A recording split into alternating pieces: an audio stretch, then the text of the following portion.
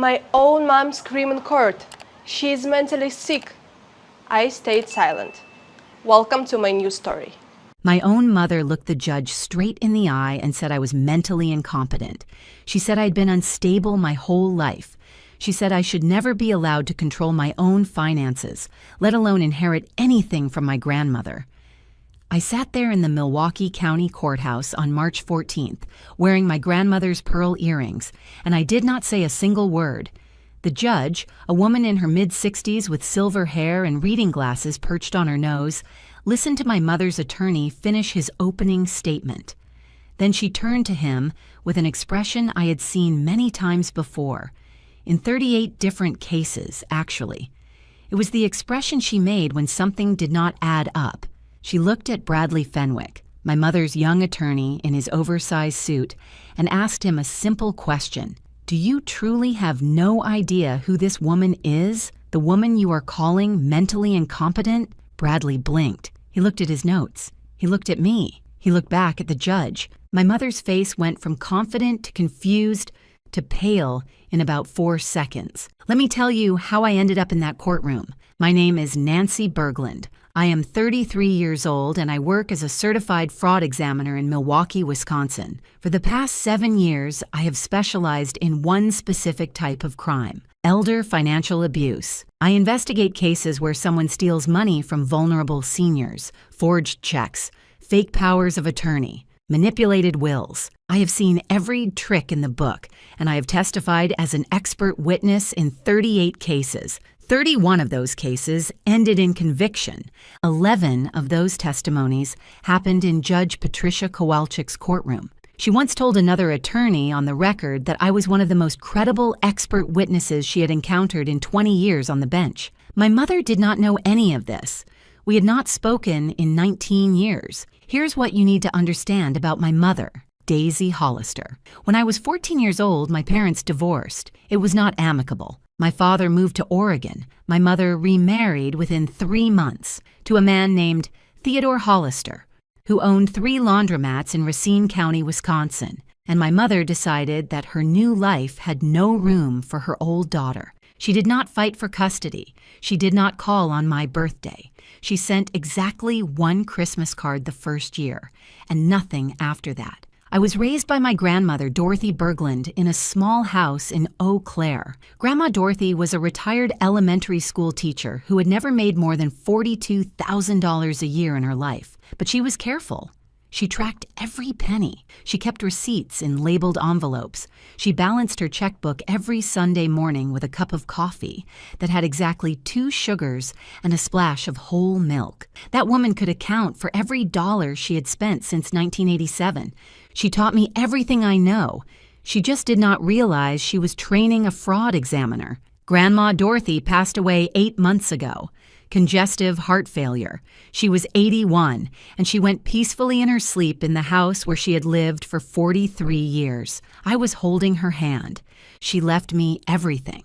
The house, worth about $285,000, her savings account with $167,400, a small life insurance policy. It was not a fortune, but it was hers. She had earned every cent of it by teaching 3rd graders to read for 36 years. 3 weeks after her funeral, I received a letter from an attorney named Bradley Fenwick. My mother was contesting the will. According to the letter, Daisy Hollister claimed that Dorothy Berglund had been suffering from severe mental decline in her final years. She claimed that I had isolated my grandmother from her family.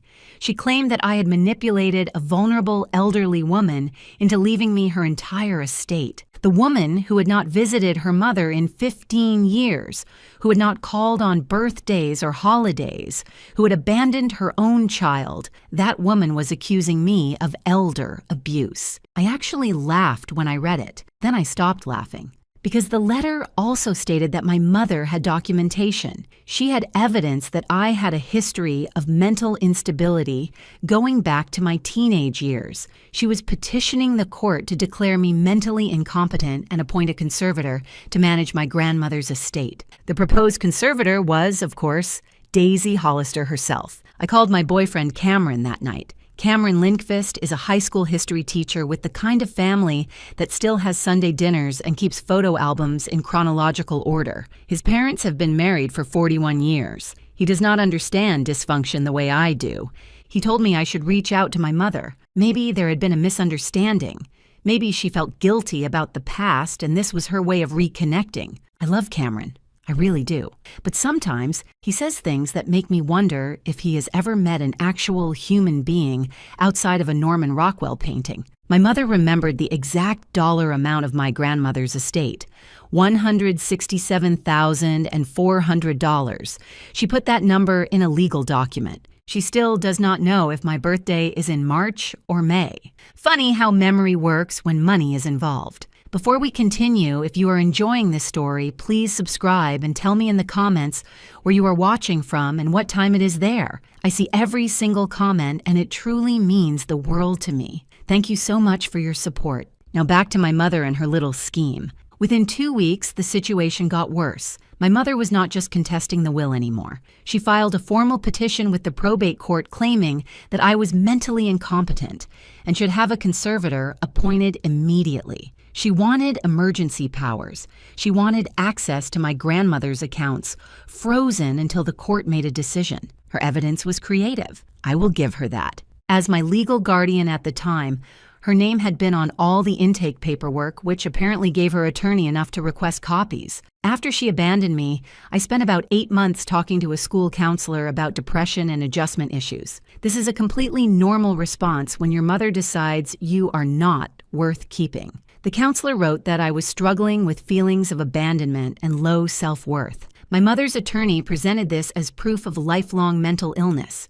She also produced a signed statement from my stepsister, Merlin Hollister. Merlin is 28 years old, Theodore's daughter from his first marriage. According to her statement, I had always seemed unstable and erratic, and she had serious concerns about my ability to manage financial matters. Merlin was 9 years old the last time she saw me. I have not spoken to her in 19 years. She knows absolutely nothing about me. But here is the thing about legal proceedings. Once someone files a petition like this, it does not matter that it is ridiculous. It does not matter that the evidence is flimsy. The process starts moving, and you have to respond. You have to hire an attorney. You have to appear in court. You have to prove that you are not crazy. And while you are doing that, word gets out. My firm put me on administrative review. My boss, a decent man named Harold, who had hired me straight out of my certification program, called me into his office and explained the situation. He believed me. He knew this was nonsense. But the firm could not have an expert witness whose mental competency was being questioned in another courtroom. It was a liability issue, an insurance issue, a credibility issue. I was not fired, but I was benched. No new cases, no testimonies, no work that mattered. 7 years of building my reputation, and my mother dismantled it with one phone call to a lawyer. Theodore and Daisy were in financial trouble. That part I figured out quickly. Theodore's laundromats were failing. People do not use laundromats the way they used to, not with cheap washers and dryers available at every big box store. He owed $340,000 to creditors. Their house had a second mortgage. Their credit cards were maxed. My grandmother's estate was not about family for them. It was about survival. But I did not know the full scope of what they had done. Not yet. Cameron and I had our first real fight about 2 weeks into this mess. His parents had started asking questions. His mother, a sweet woman who bakes cookies for every school function, had gently inquired whether there was anything Cameron did not know about me, any secrets, any history. He came to my apartment that night and asked me why I would not just take a psychological evaluation to prove I was fine. I told him that was not the point. The point was that I should not have to prove my sanity because my estranged mother wanted money. He said something about smoke and fire, about how it looked bad that I was refusing to cooperate. I asked him to leave. He left. I sat alone in my apartment that night, looking at the photo of my grandmother that I keep on my bookshelf. It was taken at my college graduation. She was 73 years old and beaming like I had just won the Nobel Prize. All I had done was get a bachelor's degree in accounting, but to her, it was everything. She used to say that paper trails do not lie. She said that people can make up stories and twist the truth, but numbers are honest. Numbers tell you exactly what happened if you know how to read them. I decided to read some numbers. I was still listed as a joint holder on my grandmother's bank account. She had added me 2 years before her death, while she was still completely lucid. She said it was for convenience, so I could help her pay bills if she ever got too tired. But I think she knew something might happen. I think she was protecting herself, or protecting me. I pulled the bank statements for the last 2 years of her life. I created a spreadsheet. I tracked every deposit and every withdrawal, and that is when I found the first crack in my mother's story. In the final 11 months of my grandmother's life, there were 7 withdrawals that did not match any of her regular expenses. No utility bills, no grocery stores, no pharmacy charges, just cash withdrawals, ranging from $4,000 to $12,000 each. Total amount, $47,850. Each withdrawal happened within 3 days of a recorded visit from Daisy Hollister. My grandmother had started showing signs of mild cognitive decline about a year before she died. Good days and bad days. She would forget where she put her glasses, then quote poetry from memory an hour later. She was not incompetent, but she was vulnerable, and my mother knew it. The woman who was accusing me of elder abuse had been systematically stealing from her own mother for almost a year. I did not sleep that night. I sat at my kitchen table with my laptop and a pot of coffee, and I did what I do for a living. I investigated. The bank withdrawals were just the beginning. My grandmother had been meticulous about keeping records, but in her final year, things had gotten disorganized. I had assumed it was the cognitive decline. Now I wondered if someone had been helping that disorganization along. I drove to Eau Claire the next weekend to go through her house more carefully. Cameron offered to come with me, but things were still tense between us. I told him I needed to do this alone. The house smelled like her. Lavender and old books and that specific kind of clean that only women of her generation achieve. I spent 3 hours going through her filing cabinet, her desk drawers, her closets. I found what I was looking for in a place I should have checked immediately: her safe deposit box at the First National Bank of Eau Claire. She had added me to the box 5 years ago. I had only been there once to help her store some jewelry after a break-in scare in the neighborhood. I'd forgotten about it entirely. The box contained her jewelry, as expected, her wedding ring from my grandfather, a few savings bonds that had matured years ago, her birth certificate and Social Security card, and a brown leather journal I had never seen before. The journal was dated. The first entry was from 14 months before her death. The last entry was from 6 weeks before she passed. My grandmother had known what was happening to her. She had documented everything. The first entry nearly broke me. It said that Daisy had called for the first time in years, sounding sweet and apologetic. She said she wanted to reconnect. She said she had made mistakes. Dorothy wrote that she did not trust it, but she was old and tired, and maybe people could change. The entries got darker from there. Daisy visited in August.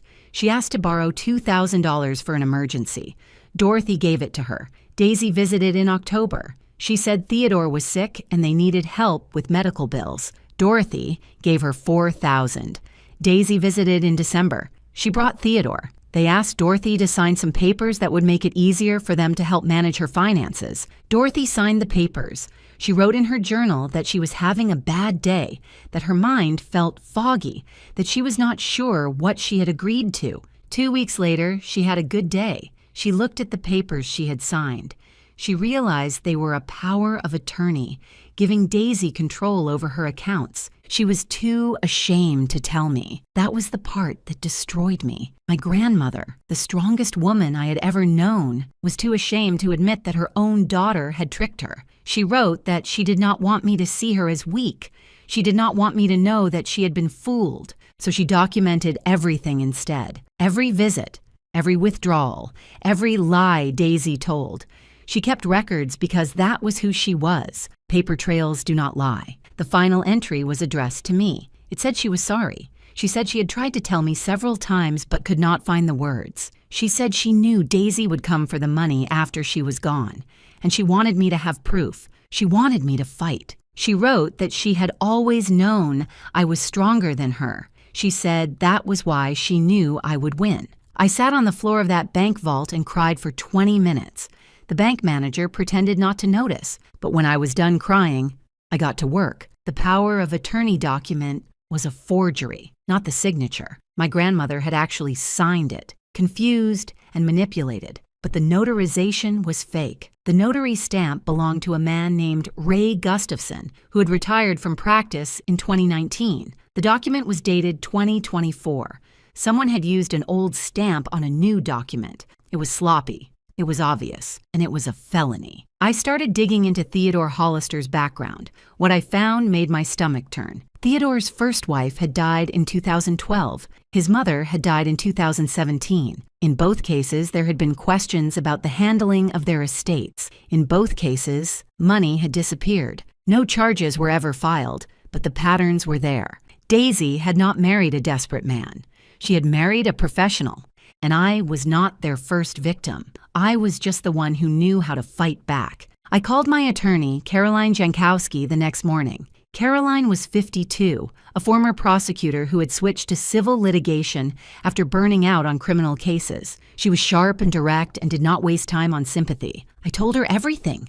The journal, the bank records, the forged notarization, the pattern with Theodore's previous family members. She was quiet for a long moment. Then she said, "This was not just a civil matter anymore. This was federal. Wire fraud, mail fraud, elder financial exploitation. If the pattern held, possibly more." She asked me what I wanted to do. I told her I wanted to destroy them, but I wanted to do it right. I wanted them to walk into that courtroom thinking they had already won. I wanted them to commit to their lies under oath. I wanted the judge to see exactly who they were before I showed her who I was. Caroline smiled. She said she had hoped I would say that. The court date was set for March 14th. That gave me 6 weeks to prepare. I approached this case the way I approach every case. I built a file. I created timelines. I cross-referenced documents. I verified every single fact 3 times, because that is what you do when your career depends on being right. Caroline filed my response to my mother's petition. It was deliberately bland. I denied the allegations. I stated that I was mentally competent. I requested a hearing. That was it. No evidence attached. No counterclaims. Nothing that would tip them off. Bradley Fenwick called Caroline the day after we filed. She said he sounded confused. That is her whole defense? That is all she has? Caroline told him that I looked forward to my day in court. She said I was confident the judge would see the truth. Bradley probably thought I was bluffing. Or stupid. Or both. 2 weeks before the hearing, Bradley scheduled my deposition. This is standard procedure. The opposing attorney gets to ask you questions under oath before the actual trial. It is supposed to help them prepare their case and avoid surprises. I gave him nothing. He asked me about my education. I said I had a bachelor's degree in accounting. He asked me about my job. I said I was an accountant. He asked me about my mental health history. I said I had seen a counselor briefly as a teenager after my parents' divorce. I answered every question in the shortest possible terms. I did not volunteer information. I did not explain. I did not defend myself. My mother was watching the deposition via video link. I could see her face in the corner of the screen, and I watched her expression shift from nervous to confused to pleased over the course of 2 hours. She thought I was broken. She thought I had given up. She had no idea that I was a woman who had cross-examined money launderers and embezzlers and fraudsters for 7 years. She had no idea that I had sat across from people who had stolen millions of dollars and made them admit to every penny. She had no idea that the flat, boring, defeated woman in that deposition was a performance. I have never enjoyed acting, but I have to admit that was a good show. The week before the hearing, something unexpected happened. I received a message through my attorney from Merlin Hollister. My stepsister wanted to meet. Caroline advised against it. She said it could be a trap, a way to get me to say something they could use against me. She said Merlin was on the other side, but I had seen something in the background of that deposition video. When Bradley mentioned Theodore's name, Merlin's jaw had tightened. When Daisy laughed at one of Bradley's jokes, Merlin looked away. There was something there. Fear, maybe. Or resentment. Or both. I agreed to meet her at a coffee shop in Waukesha, halfway between Milwaukee and Eau Claire. Neutral territory. Merlin Hollister was not what I expected. She was thin and tired-looking, with dark circles under her eyes and fingernails bitten down to the quick. She ordered a black coffee and did not touch it. She told me she was sorry about the statement she had signed. She said her father had written it and told her to sign it. She said she did not have a choice. I asked her what she meant by that. She looked at the table for a long time. Then she told me about Theodore's mother. Geraldine Hollister had died in 2017. She had been 79 years old, living in a nursing home in Scranton, Pennsylvania. She had dementia, real dementia, not the mild decline my grandmother had experienced. She could not remember her own name most days. Theodore had power of attorney. He managed her finances. When she died, there was almost nothing left in her estate. Her house had been sold. Her savings had been drained. Theodore said the nursing home costs had eaten everything up. Merlin said she had believed him at the time. She was 21 years old and did not know any better. But a few years later, she started asking questions. The numbers did not add up. The nursing home had not cost that much. The money had gone somewhere else. She confronted her father about it once. Just once. She did not tell me exactly what happened after that conversation, but she touched the inside of her left wrist when she said it, and I understood. Theodore Hollister was not just a desperate man with failing laundromats. He was a predator who had been doing this for years. His own mother, probably his first wife, though Merlin did not know the details there. And now my grandmother. I asked Merlin why she was telling me this. She said she was tired. She said she'd been carrying this for years and she could not do it anymore. She said she knew what was going to happen in that courtroom, and she did not want to go down with them. I told her I could not promise anything, but if she was willing to tell the truth, the whole truth, under oath, I would make sure the prosecutor knew she had cooperated. She agreed. I drove home that night feeling something I had not felt in weeks. Hope. Not just hope that I would win, but hope that there might be some justice in the world after all. Cameron was waiting at my apartment when I got back. He had brought Thai food from the place I like on Silver Spring Drive, the one that makes the Penang curry too spicy, but I order it anyway. He said he had been thinking. He said he was sorry for what he had said about smoke and fire. He said he had let his parents get in his head, and that was not fair to me. I showed him the journal. I showed him the bank records. I showed him the forged notarization and the pattern with Theodore's mother. He read everything in silence. When he finished, he looked at me with an expression I had never seen before. It was not pity. It was not even anger on my behalf. It was respect. He asked me what I needed him to do. I said I needed him to be in that courtroom. I needed him to see who I really was when I was working. He said he would not miss it for anything. The night before the hearing, I drove to Eau Claire one more time. I parked outside the cemetery where my grandmother is buried, but I did not get out of the car. I just sat there in the dark, looking at the snow on the headstones, thinking about everything she had taught me. Paper trails do not lie. People can twist the truth, but numbers are honest. Tomorrow, the numbers were going to speak for themselves. March 14th, Milwaukee County Courthouse, 8:47 in the morning. I arrived early because that is who I am. I wore a navy blazer, not because my mother had posted about choosing one on Instagram, though I did find that amusing when I checked. I wore it because it was professional and unremarkable. I was not there to make a statement. I was there to win. The courtroom was smaller than the ones I usually testified in. Room 412, fourth floor, reserved for probate matters and guardianship hearings. Not a lot of spectators for this kind of case. Cameron sat in the back row with two of my colleagues from the firm who had heard about what was happening and wanted to show support. Caroline sat next to me at the respondents' table, her briefcase full of documents that my mother did not know existed. Daisy arrived at 9:02, fashionably late. She wore the navy blazer from her Instagram post and pearl earrings that I recognized as my grandmother's. She must have taken them during one of her visits. Somehow, that detail made me angrier than everything else combined. Theodore walked behind her, his face set in an expression of practiced concern. He was playing the supportive husband, the man who just wanted what was best for everyone.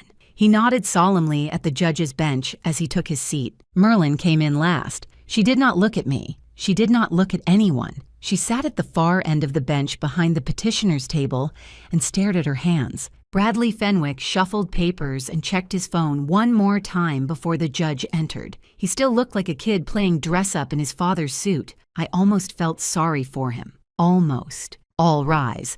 The Honorable Patricia Kowalczyk presiding. Judge Kowalczyk entered and took her seat. She put on her reading glasses and looked at the case file in front of her. Then she looked up at the petitioner's table. Then she looked at me. I saw the moment of recognition, a slight narrowing of the eyes, a small tilt of the head. She did not say anything, but I knew she knew.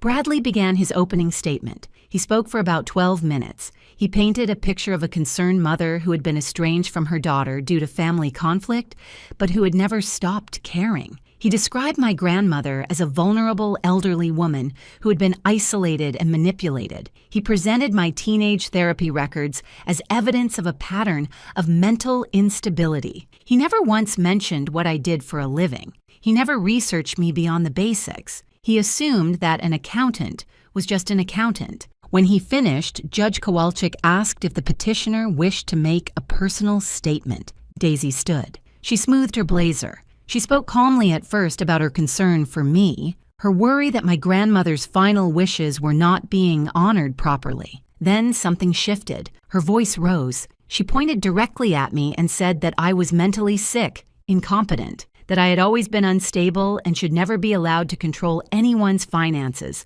let alone inherit from the woman I had supposedly manipulated. I did not flinch. I did not react. I kept my hands folded on the table and waited. Judge Kowalczyk watched my mother's outburst without any change in expression. Then she turned to Bradley Fenwick and asked a simple question. "Counselor, do you truly have no idea who this woman is?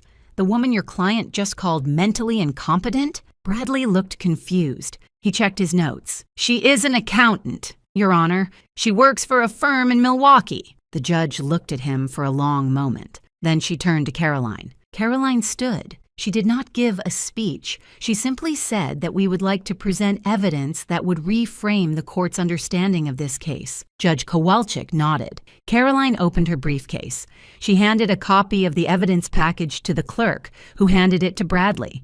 She gave another copy to the judge. She began with the bank records. She walked through the timeline of withdrawals, $47,850 over 11 months. 7 withdrawals, each one within 3 days of a documented visit from Daisy Hollister. Bradley's face did not change at first. He was still expecting some kind of trick. Then Caroline presented the power of attorney document. She pointed out the notary stamp. She presented the retirement records of Ray Gustafson, showing that he had surrendered his notary commission in October 2019. The document was dated March 2024. Bradley's face went pale. Caroline presented the journal. She read selected entries aloud.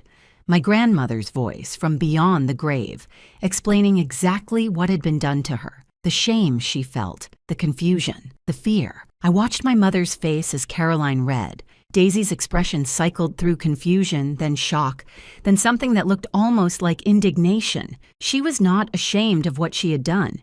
She was angry that she had been caught. Theodore's face was harder to read. He sat very still, like a man who has been through this before and knows when the game is over. Caroline finished with the pattern. Theodore's mother, the suspicious financial activity, the money that had disappeared. She noted that the FBI had been notified and was opening an investigation into possible wire fraud and mail fraud charges. When she sat down, the courtroom was silent. Judge Kowalczyk looked at Bradley. She asked if he had anything to say in response. Bradley asked for a brief recess.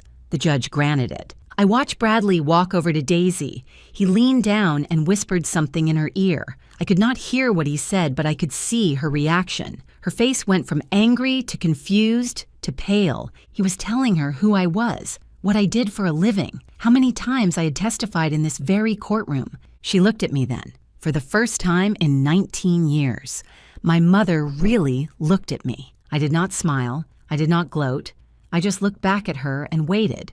When court resumed, Bradley stood and announced that his client wished to withdraw her petition. Judge Kowalczyk shook her head. She said that given the evidence presented, she was not prepared to simply dismiss the matter. She said she was referring the case to the district attorney's office for potential criminal charges. She said she was also forwarding the evidence to the FBI field office in Milwaukee for their ongoing investigation. She looked at my mother one more time. Then she looked at me and said the petition was denied, with prejudice. It was over in less than 2 hours.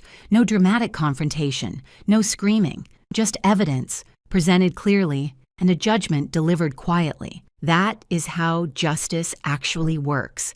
Not with explosions, but with paper trails. Before I finish this story, I want to say something from my heart. If you have stayed with me this far, thank you, truly. If you enjoyed this story, please hit that subscribe button and leave a like. It means everything to me, and it helps me keep sharing these stories with you. Now let me tell you what happened after that day in court. The FBI moved faster than I expected. Special Agent Tina Morales, a woman in her 40s with a handshake like a vice grip, called me 3 days after the hearing. She had reviewed the evidence package. She had pulled Theodore's financial history going back 15 years. She had found patterns I had not even discovered yet. Theodore and Daisy Hollister were arrested on April 2nd. Federal charges: wire fraud, mail fraud, financial exploitation of a vulnerable adult. The indictment was 18 pages long. The investigation into Theodore's mother's estate was reopened. The forensic accountants found over $200,000 in unexplained transfers in the 3 years before her death. Geraldine Hollister had owned her home outright, had a healthy pension, and had saved carefully her whole life. By the time she died, there was nothing left. Theodore had done this to his own mother, and then he had taught his wife how to do it to mine. Merlin testified for the prosecution. She told them everything she knew about her father's finances, his methods, his temper. In exchange for her cooperation, she received immunity from prosecution. I do not know if that was fair, but I know she was as much his victim as anyone else. The trial lasted 2 weeks. I did not attend most of it. I had already given my testimony, and I had cases of my own to work on, but I was there for the verdict. Daisy Hollister was found guilty on 4 counts. She was sentenced to 5 years in federal prison. She will serve at least 4 before she is eligible for parole. She was ordered to pay full restitution of $47,850, plus interest, plus penalties. Theodore Hollister was found guilty on 7 counts. He received 6.5 years to be served at a federal facility in Minnesota. His laundromats were seized and liquidated. The money went to his creditors and to restitution for his victims. Their house was sold at auction. The country club membership had already been revoked for unpaid dues months before the trial. Every piece of the life they had built on stolen money was dismantled and scattered. I received a letter from my mother about 2 months after her sentencing. I did not open it. I gave it to Caroline, who read it and told me it was 6 pages of excuses and self-pity without a single genuine apology. She asked me if I wanted to respond. I said no. Some paper trails are not worth following. My grandmother's estate was finally settled in July. I kept the house in Eau Claire. I could not bring myself to sell it. Cameron and I go there some weekends when we need quiet. We drink coffee on the porch where she used to sit with her checkbook on Sunday mornings. I kept her journal too. Not as evidence anymore. That part is over. I kept it because it is the last thing she ever wrote. It is her voice preserved on paper, reminding me that even when she was scared and ashamed and confused, she never stopped fighting for me. Cameron proposed in October. He did it at the Olive Garden on Route 9 in Waukesha, where we had our first date 5 years ago. The food is not spectacular, but the breadsticks are unlimited and the memories are good. I said yes. My grandmother would have liked him, I think. She always told me I needed someone steady, someone who would not run when things got hard. My firm reinstated me the week after the court hearing. My boss apologized personally for ever doubting me. My first case back was an 84-year-old woman in Kenosha whose nephew had stolen $89,000 from her retirement account. We got every penny back, and he got 4 years. Some people think revenge is about anger. about hurting the people who hurt you. But that is not what it is, not really. Revenge is about balance. It is about making sure that the people who think they can take whatever they want from whoever they want learn that the world does not work that way. It is about proving that patience and integrity and careful documentation will always beat cruelty and greed. My mother thought I was weak because I was quiet. She thought I was broken because I did not fight back immediately. She thought she could take everything from me because she had gotten away with taking things before. She forgot that I was raised by a woman who kept receipts. Thank you so much for staying with me until the very end. If you want more stories like this one, there is another one waiting on your screen right now. Just click it, and I will see you there.